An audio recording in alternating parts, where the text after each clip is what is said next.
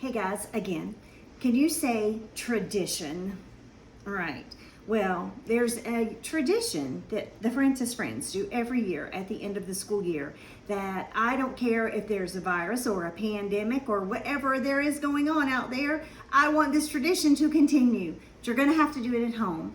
But I'm going to give you specific directions. And right now, if mom or dad is not sitting with you, do this. Go, Mom, Dad, I need you. And have them come run in there as fast as they can, because I want them to listen to the directions as well, because you might need them to help you a little bit with this. Okie dokie? All right. So what we're going to be doing, we're making a friendship booklet that I like to make at the end of the school year every single year, and I'm going to show you how to do it, okay? So, there's some rules. Rule 1, you're going to head your paper at the top. It will always say May 2020. Rule 2, you have to stay in the margins, because I'm going to cut these off of the notebook paper that you're writing on. You'll be writing on paper and you have to stay in the margins. Rule 3, indent.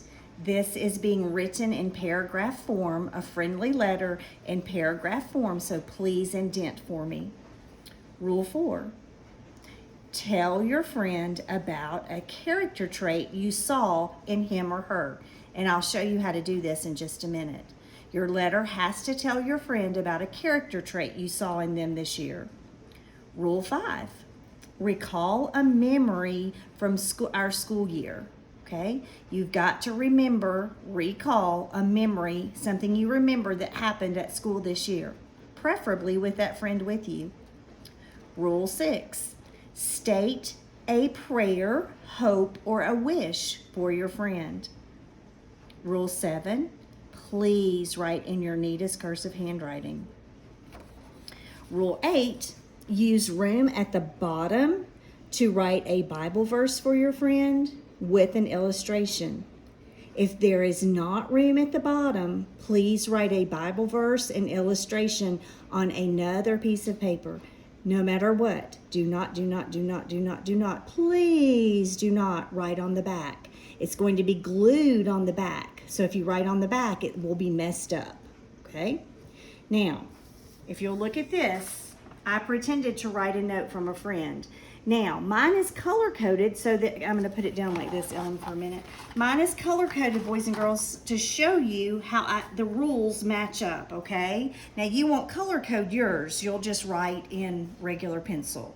So here we go. Rule 1, heading, May 2020. Rule 2, stay in the margins. Do you see how I started my greeting right there in the margin? And I'm not, you see the whole way down, I stayed in the margin. Look over here on this side, I stayed inside the margin. Okay, so it says, Dear Sally. Rule 3, do you see my indentation is right here? Right? Okay, so here's how I started my letter to Sally. I can't believe our year is over. Rule 4, tell your friend about a character trait you saw in him or her. You have been a good friend to me. I always knew, I can't see it upside down. I always knew you would help me clean my desk because you are so organized. I'll have to add I have a typo word in there. I'll fix that in a minute, okay? So what did I tell Sally about her? That I knew she was organized, right? That can be a character trait. You might say something about your friend being so kind. You might say something about your friend being such a good listener and so obedient. Lots of things you can say. Okay, Rule 5, recall a memory from the school year. I will never forget how funny your jokes were at lunch. You always made me smile. So there's a memory of telling jokes at lunch. Rule 6, state a prayer, hope, or a wish for your friend. I know you want to go to the beach, so I pray everything works out and you can go.